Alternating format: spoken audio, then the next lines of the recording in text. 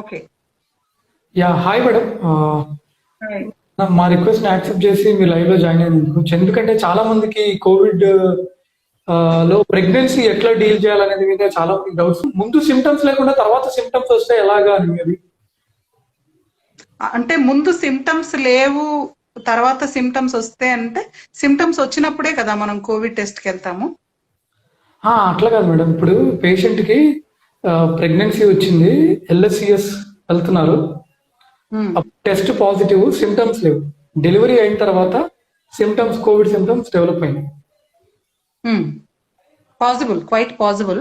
Covid symptoms develop అయితే post op లో first మన నుంచి మన ఫ్యామిలీ మెంబర్స్ కి అండ్ న్యూ బోర్న్ కి రాకుండా చూసుకోవాలి. ఓకే.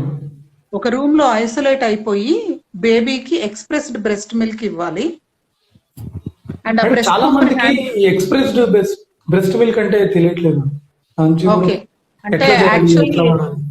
ఓకే, ఎప్పుడైనా సరే బేబీకి ఫీడ్ చేసే పరిస్థితి లేకపోయినా, లేదా బేబీ ఎన్ఐసియులో అట్లా ఏదైనా సపోర్ట్ సిస్టమ్ లో అడ్మిట్ అయి ఉన్నా, అంటే పిల్లల డాక్టర్ దగ్గర అడ్మిట్ అయి ఉన్నా, లేదా కొన్ని సందర్భాల్లో బేబీ ఎక్స్పైర్ అయినా కూడా విమెన్ కి మిల్క్ సిక్రిషన్ వస్తుంది అనుకోండి, అప్పుడు బ్రెస్ట్ ఎంగార్జ్ అయిపోయి సెప్టిక్ కాకుండా బయట మన లారీ హారన్ ఎలా ఉంటుందో అలాంటి షేప్ లో బ్రెస్ట్ మిల్క్ ఎక్స్ట్రాక్టర్స్ దొరుకుతాయి.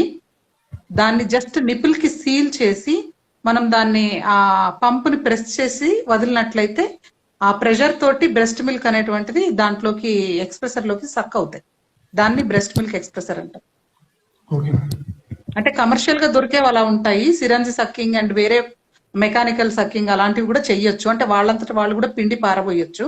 But this is the most feasible way.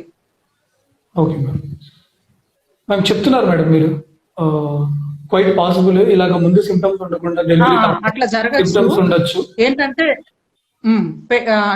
Patient asymptomatic గా ఉండి సర్జరీ లేదా నార్మల్ డెలివరీ అయిపోయిన తర్వాత సిమ్టమ్స్ రావచ్చు, అట్లా కూడా జరగచ్చు. వచ్చినప్పుడు కూడా ఐసోలేట్ అయ్యి treatment as per a non pregnant patient లాగానే తీసుకోవాలి. అంటే same like azithromycin prophylaxis, vitamin C and Zincovit and Fabiflu, isolation for 7 to 14 days depending on the symptoms తీసుకోవాలి. And treatment need to be continued according to the symptoms.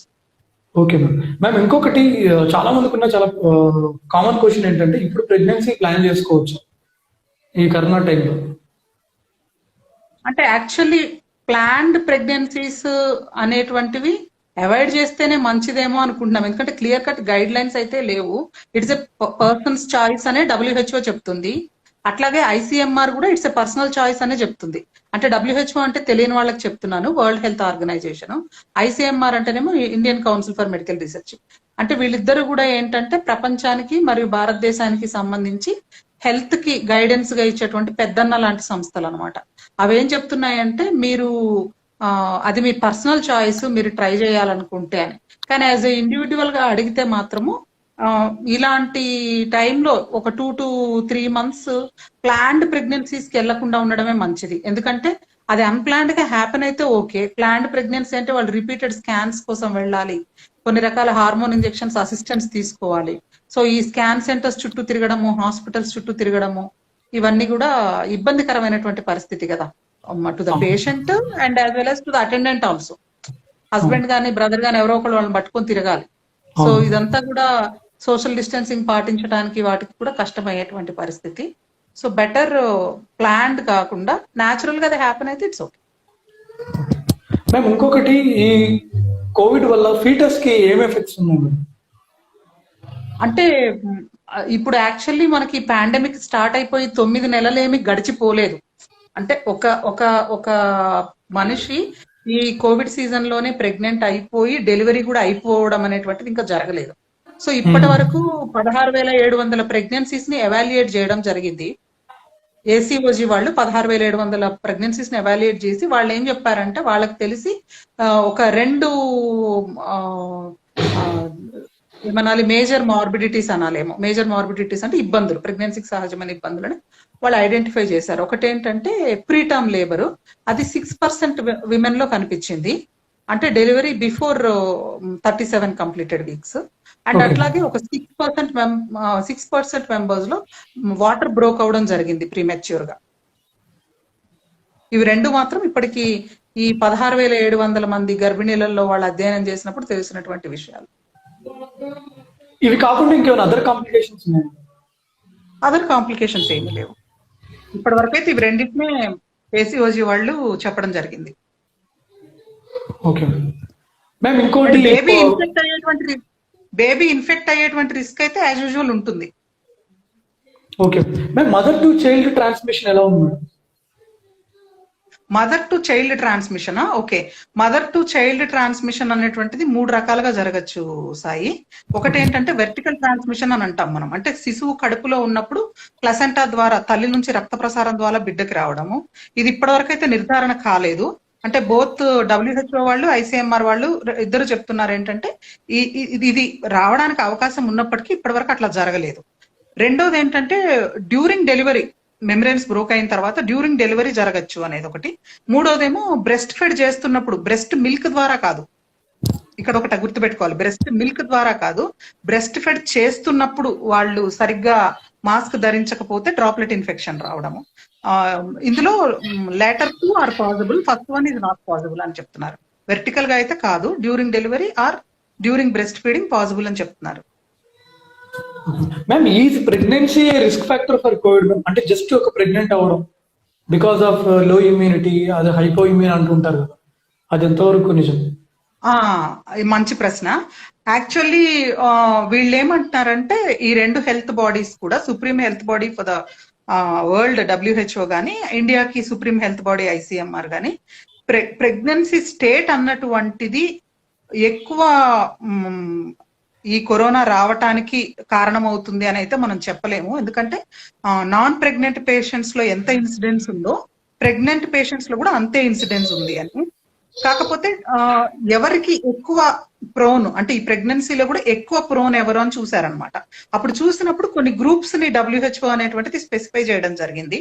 ఒకటి ఏంటంటే Asian ethnicity ఉన్న వాళ్ళకి, లో socio economic profile ఉన్నటువంటి వాళ్ళకి, already comorbidities అంటే already BP, sugar, asthma, లేకపోతే ఎలర్జిక్ పెథాలజీ, లేకపోతే already kidney transplant or liver transplant patients అయి ఉండడం, లేదా ఇమ్యూనో సప్రెసెంట్స్ మీద ఉండడము, లేదా ఎగ్జిస్టింగ్ హార్ట్ డిసీజ్ ఉండడము, ఇట్లా ఉన్నటువంటి వాళ్ళకి మాత్రం ఎక్కువ అవకాశం ఉంది అని తెలిసింది. అండ్ రెండోది ఏంటి అంటే, మనం సాధారణంగా ప్రెగ్నెన్సీని మొదటి 3 నెలల్ని మొదటి త్రైమాసికంగా, రెండో 3 నెలల్ని రెండవ త్రైమాసికంగా, మూడవ 3 నెలల్ని మూడవ త్రైమాసికంగా తీసుకుంటాం కదా. మూడవ త్రైమాసికంలో ఎక్కువ రావడానికి అవకాశం ఉంది అనేటువంటిది తెలిసింది. మ్యామ్, డెలివరీ అయిన తర్వాత ఏమైనా కాంప్లికేషన్స్ ఉంటాయి దీనివల్ల, ఈ కోవిడ్ ఉండడం వలన? అన్నారు కదా ఇందాక, డెఫినెట్లీ. అంటే డెలివరీ అయిన తర్వాత కంటే కూడా మనకి ఇంట్రాపాటం నుంచే ప్రాబ్లం స్టార్ట్ అవుతుంది. ఎందుకంటే లేబర్ లో ఉన్నప్పుడు లేడీ అనేటువంటిది ఎగ్జర్ట్ అవుతుంది కదా తను. సో తను ఎప్పటికీ కూడా తను అట్లీస్ట్ 95% SpO2 మెయింటైన్ చేయాల్సిన అవసరం ఉంది. అంటే ఆక్సిజన్ యొక్క సాచురేషన్ లెవెల్, అంటే తనకి బాడీలో ఆక్సిజన్ లెవెల్ అనేది 95% ఉండాలి. దాన్ని మెయింటైన్ చేయడానికి బయట మనకి ఆక్సిజన్ అసిస్టెన్స్ రావచ్చు. అండ్ కరోనా ఉండడం వల్ల వాళ్ళు తొందరగా గివప్ అయ్యి ఎగ్జర్ట్ చేయలేక మోర్ టువర్డ్స్ ఆపరేషనల్ డెలివరీస్ వెళ్లాల్సి రావచ్చు. అండ్ ఎనీ అదర్ సర్జరీకి ఉన్నటువంటి రిస్క్స్ అన్ని తనకు ఉంటాయి. అనస్థీషియా రిస్క్స్, సర్జరీ రిస్క్స్ ఉంటాయి. అండ్ తర్వాత already pre existing viral disease and loss of blood and post natal recouping stage లో వాళ్ళకి ఇన్ఫెక్షన్స్ వచ్చేటువంటి అవకాశం ఎక్కువ ఉంటుంది. ఓకే మ్యామ్, ఇంకోటి కోవిడ్ వల్ల నార్మల్ కంటే LSCS ఎక్కువ అయ్యే ఛాన్స్ అట్లేదు కదా?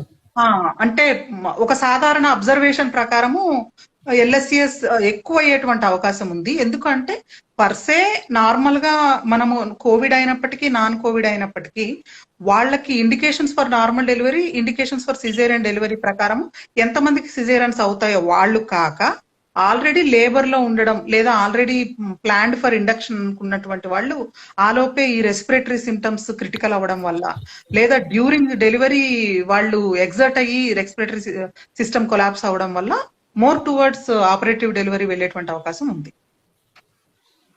ఓకే మ్యామ్, ఇంకొకటి ఇది చాలా స్ట్రెస్ఫుల్ పీరియడ్ కదా, I mean Covid with pregnancy.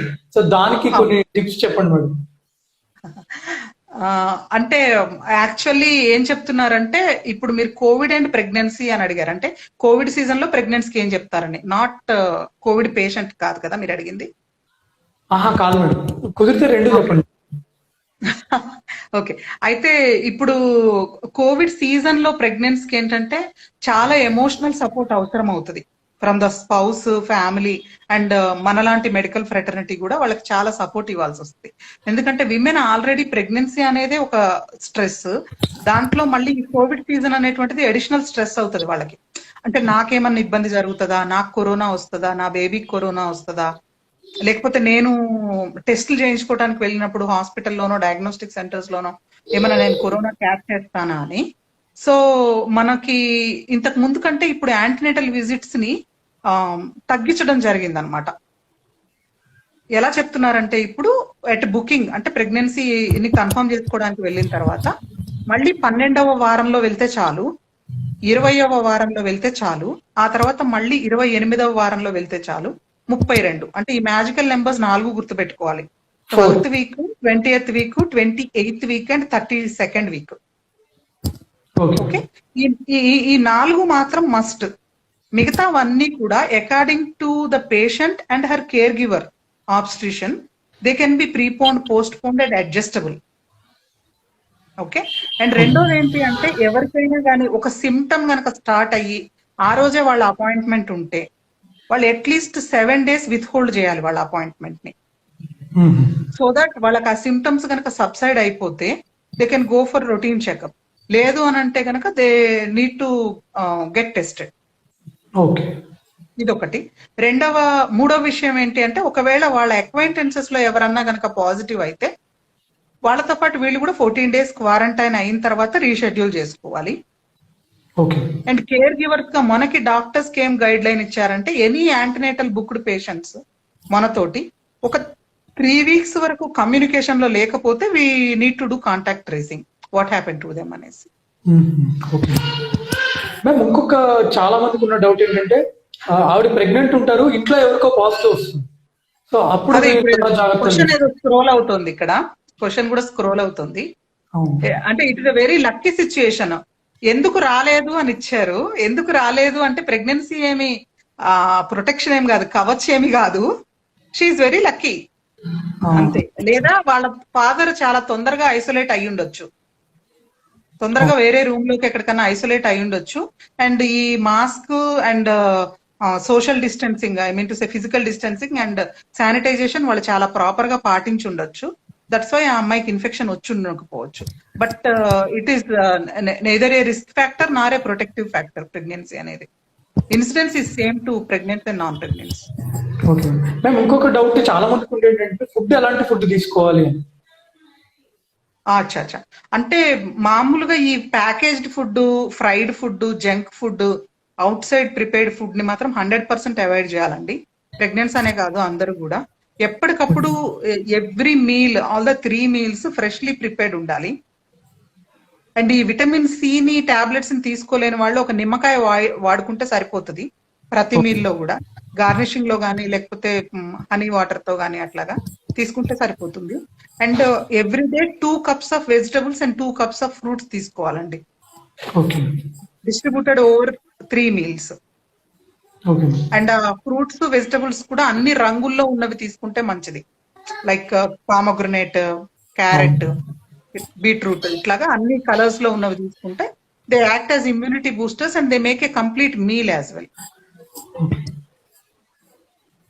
So ma'am ఇంకొకటి చాలా మందికి ఉండే ఇదేంటంటే దీని తర్వాత పిల్లల్లో ఎదుగుదల ఇబ్బంది ఏమైనా ఉంటుందండి? అది పిడియాట్రిషియన్స్ ఆన్సర్ చేయాలి. అండ్ ఈ కోవిడ్ సీజన్ లో కోవిడ్ పాజిటివ్ మదర్స్ డెలివర్డ్ అన్ఈవెంట్ఫుల్లీ మనం వింటా ఉన్నాము. అంటే ఒక May 11th నుంచి అయితే మన తెలంగాణ స్టేట్ లో, మన ఇండియాలో కోవిడ్ పాజిటివ్ అయ్యి ఉండి డెలివరీ అయిన వాళ్ళల్లో కూడా, అంటే ఇప్పటి వరకు మనకు అఫీషియల్ డేటా అయితే 5 children గురించి ఉంది. అందులో 4 children were born negative and they are growing well. ఒక బేబీకి పాజిటివ్ వచ్చింది but it recovered in some 10 to 11 days అని అన్నారు. And okay. ఇప్పటి వరకు అయితే వాళ్ళలో ఏ విధమైన ఇబ్బంది మళ్ళీ గాంధీ హాస్పిటల్ కి రిపోర్ట్ చేయడం అయితే జరగలేదు. ప్రైవేట్ హాస్పిటల్స్ డేటా అయితే మన దగ్గర లేదు. ప్రాబబ్లీ కోవిడ్ పాజిటివ్ పేషెంట్స్ ని ప్రైవేట్ లో హ్యాండిల్ చేసి ఉంటారని నేను అనుకోను. ఇప్పుడు ఏమైనా చేస్తూ ఉంటే చేస్తూ ఉండొచ్చు, ఎందుకంటే so many hospitals are converted to COVID hospitals కదా. అవును ఇంతకు మ్యామ్. ముందంతా ప్రైవేట్ సెటప్స్ లో గవర్నమెంట్ ఒప్పుకోలేదు కదా కోవిడ్ అవును. సెటప్స్ పెట్టుకోవడానికి. సో అప్పటి వరకు మన దగ్గర డేటా లేదు. ఈ పెట్టుకున్న తర్వాత అంటే పాస్ట్ 15 to 18 days నుంచి ఏమైనా మరి ఎక్కడైనా డెలివరీ అయి ఉంటే ఆ డేటా ఇంకా కూడా ఏ మన ఫాక్సీ వాళ్ళకి అందాల్సి ఉందండి. ఓకే మ్యామ్, ఇంకా లాస్ట్ గా మీ మీ ఉద్దేశం ప్రకారం ఇంకా ఎన్ని మంత్స్ ఉండొచ్చు? ఎందుకంటే యూకేలో ఆల్రెడీ కరువు పెరిగింది తగ్గింది, ఇటలీలో కూడా కరువు పెరిగింది తగ్గింది. సో ఇండియాలో మీ అంచనా ప్రకారం జస్ట్ ఇంకా ఎన్ని మంత్స్ పట్టొచ్చు అంటారు? మార్చ్ 2021 అనుకుంటున్నాను సాయి. Okay ma'am. సో ఇంకొక 6 months అని అనుకుంటున్నాను. Okay ma'am. సో అంటే ప్రెగ్నెంట్ పేషెంట్స్ పర్సే మీరు అది 2021 వరకు ఉంటుందా 2022 వరకు ఉంటుందా అన్నది పక్కన పెడితే ఈ ఎస్ఎంఎస్ ని మాత్రం పాటించాలి. Okay, S for sanitizer and sanitation at home, M for mask and S for social distancing. ఈ ఎస్ఎంఎస్ ని మాత్రం పాటించాల్సిందే కంపల్సరీ. అండ్ ఎంత వీలుంటే అంత బయటకు వెళ్లే ఎన్కౌంటర్స్ ని తగ్గించడం అనేటువంటిది మంచిది. మోర్ స్పెసిఫికల్లీ 28 weeks దాటిన తర్వాత వర్కింగ్ ఉమెన్ అయితే వర్క్ ఫ్రమ్ హోమ్ లేదా లిమిటెడ్ అవర్స్ వర్క్ లేదా వేరే వాళ్ళు ఎక్కువ క్రౌడ్స్ ఎక్స్పోజ్ కానటువంటి షిఫ్ట్ తీసుకొని బియాండ్ 28 weeks వాళ్ళని సేఫ్ గార్డ్ చేసుకోవాల్సిన అవసరం ఉంది. ఎందుకంటే 28 weeks కంటే ముందు గనక వాళ్ళకి కరోనా ఇన్ఫెక్షన్ వస్తే usually it is a mild to moderate course అనుకోండి. 14 days తర్వాత వాళ్ళకి యాంటీబాడీస్ వచ్చేస్తాయి అండ్ వాళ్ళ కోర్స్ న్యాచురల్ గా స్మూత్ గా వెళ్ళిపోతుంది. కానీ 28 weeks తర్వాత కనుక వాళ్ళు ఇన్ఫెక్ట్ అయినట్లయితే, అంటే మనం third trimester is high risk అని చెప్పుకున్నాం కదా ఇంతకు ముందు. యూజువల్లీ వాళ్ళకి వస్తున్న దమ్ము ఆయాసము థర్డ్ ట్రైమిస్టర్ లో పెరిగిన బిడ్డ వల్ల ఉమ్మనీరు వల్ల వస్తుందో తెలియదు, లేదా లంగ్స్ పైకి పుష్ కావడం వల్ల వస్తుందో తెలియదు, కరోనా వల్ల వస్తుందో తెలియదు. ఇది కన్ఫ్యూజన్ స్టేటస్ అవుతుంది both to the patient and the treating physician. ఇది ఒకటి కాక మళ్ళీ ఒకవేళ గనక వాళ్ళు 28 weeks తర్వాత any time because of disease కానివ్వండి, బికాస్ ఆఫ్ న్యాచురల్ కోర్స్ కానివ్వండి, వాళ్ళు లేబర్ లోకి వెళితే వాళ్ళకి యాంటీబాడీస్ డెవలప్ కాకముందే వాళ్ళు లేబర్ లోకి వెళ్ళినట్లయితే చాలా ఇబ్బంది అవుతుంది. Both patient and doctor needs to take protection. And ఇంకా మనకి లోకల్ డేటా రావాల్సి ఉంది. ఇంట్రాపాటం మరి హెయిర్ గివర్స్ కి ఏమన్నా ఇబ్బంది అవుతుందా, ఆ లేబర్ వాళ్ళు ఎక్కడైతే లేబర్ అయ్యారో, వాళ్ళు ఎక్కడైతే డెలివరీ అయ్యారో ఆ సెటప్స్ ని ఎన్ని రోజులు మనం క్వారంటైన్ లో పెట్టాలి, ఎన్ని రోజులు మూసేయాలి, ఎలా దాన్ని ఎసెప్టిక్ చేయాలి, ఇవన్నీ కూడా గైడ్ లైన్స్ మనకు రావాల్సింది. కాబట్టి వాళ్ళు మొత్తం హ్యావ్ క్రియేట్ చేస్తారు. హెల్త్ కేర్ సిస్టమ్ మీద బర్డన్, పేషెంట్ మీద బర్డన్. సో బెటర్ 28 weeks తర్వాత వాళ్ళు ఇంట్లో ఉండడం. సో ఏదైనా థర్డ్ ట్రైమిస్టర్ అనేది కొంచెం risk, critical and crucial.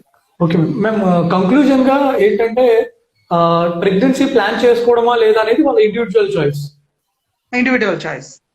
So already madam already patient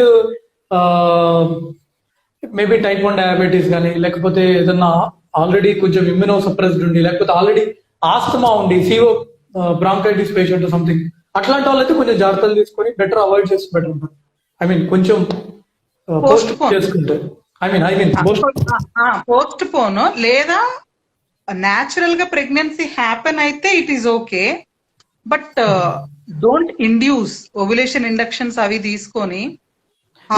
ఒక్కటి అడుగుదాం అనుకున్నా, sorry madam, fertility infertility treatments, ఈ సరోగసీ, దాని గురించి చెప్పండి మేడం. ఈ టైంలో దాన్ని మనం అటువైపు వెళ్ళొచ్చు అంటారా? దాన్ని కూడా పోస్ట్ పోన్ చేయడం. యాక్చువల్లీ ఆన్ గోయింగ్ షెడ్యూల్స్ తీసుకొని ఇన్ఫర్టిలిటీ ట్రీట్మెంట్ కి వెళ్తున్న వాళ్ళనైతే it involves lot of money, right? And it involves multi disciplinary care also. ఒక ఆండ్రాలజిస్ట్, ఒక ఎంబ్రియాలజిస్ట్, ఒక గైనకాలజిస్ట్, ఒక ఫెర్టిలిటీ స్పెషలిస్ట్, ఇంతమంది కూర్చొని వర్క్ చేస్తూ ఉంటారు. అండ్ ఆల్రెడీ వాళ్ళ దగ్గర ఎంబ్రియోస్ కానీ, ఓవం కానీ, లేకపోతే స్పర్మ్ కానీ తీసుకొని వాళ్ళు దాన్ని నైట్రస్ లో పెట్టి దాచిపెట్టి ఉండొచ్చు, ఆల్రెడీ ప్రీ ప్లాన్ షెడ్యూల్స్ ఉండొచ్చు, అట్లాంటివన్నీ they are going ahead. But కొత్తగా వస్తున్న సైకిల్స్ కోసం వస్తున్న వాళ్ళకి మాత్రం ఇవన్నీ ఎక్స్ప్లెయిన్ చేస్తున్నారు. లైక్ అంటే both the patient or doctor, రెండు వేస్ లో కూడా ఎవరైనా పాజిటివ్ అయి ఉండొచ్చు. Care givers, nursing staff, reception staff, వీళ్ళలో కూడా ఎవరైనా పాజిటివ్ అయి ఉండొచ్చు. మళ్ళీ patient should not claim that కదా, మీ సెంటర్ కి రావడం వల్ల ఐ క్యాచ్డ్ కరోనా అనేసి. సో దానికి కన్సెంట్ ఫార్మ్స్ తీసుకొని వాళ్ళ దగ్గర నుంచి అవి సిగ్నేచర్స్ తీసుకుంటున్నారు. అంటే ఇట్లా రావడానికి అవకాశం ఉంది అనేటువంటిది మేము తెలిసే మేము ముందుకు వెళ్తున్నాము అని చెప్పి. ఒకవేళ నిజంగానే immuno compromised patients coming for infertility treatments అంటే చాలా వరకు ఫిజిషియన్స్ వాటిని అవాయిడ్ చేస్తున్నారు. న్యాచురల్ గా వెళ్ళేటువంటి వాళ్ళు వెళ్ళచ్చు. సో ఇన్ఫర్టిలిటీ ట్రీట్మెంట్ కొత్తగా స్టార్ట్ చేయాలనుకునే వాళ్ళు బెటర్ పోస్ట్. అంటే ఇమ్యూనో కాంప్రమైజ్డ్ అయ్యి ఉంటే, అంటే మీరు అన్నారు కదా టైప్ 1 డయాబెటీస్ ఉండొచ్చు, ఆస్మా ఉండొచ్చు, లేదా వాళ్ళు ఆల్రెడీ ఇమ్యూనోథెరపీ మీద ఉండొచ్చు for any other treatments like reactive arthritis, అట్లాంటి వాటికి ఏదైనా డ్రగ్స్ మీద ఉండొచ్చు, ఎస్ఎల్ఈ లాంటి వాటి కోసం డ్రగ్స్ మీద ఉండొచ్చు, వాళ్ళని మాత్రం. అండ్ మన అదే ఆల్రెడీ ప్లాన్డ్ కాకుండా అన్ప్లాన్డ్ గా జరిగిపోయి pregnancies 5th month, 4th month, 6th month ఉన్న వాళ్ళకి మాత్రం యాజ్ యూజువల్ వాళ్ళ యాంటీనేటల్ విజిట్స్ నేను చెప్పినట్టుగా 12th week, 20th week, 28th week and 32nd week లో వెళ్తున్నారు.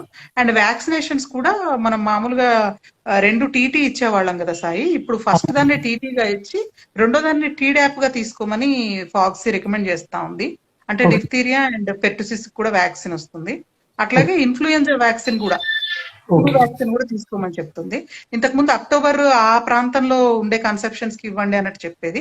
బట్ ఇప్పుడు యూనివర్సల్ గైడ్ లైన్స్ ఏంటంటే better take 1 shot of flu vaccine. Already మనకు వర్షాలు స్టార్ట్ అయినాయి, కరోనా కాకుండా వేరే రకమైన ఫ్లూస్ కూడా రావచ్చు, పాసిబిలిటీ ఉంది కదా. So better kindly follow your immunization schedules.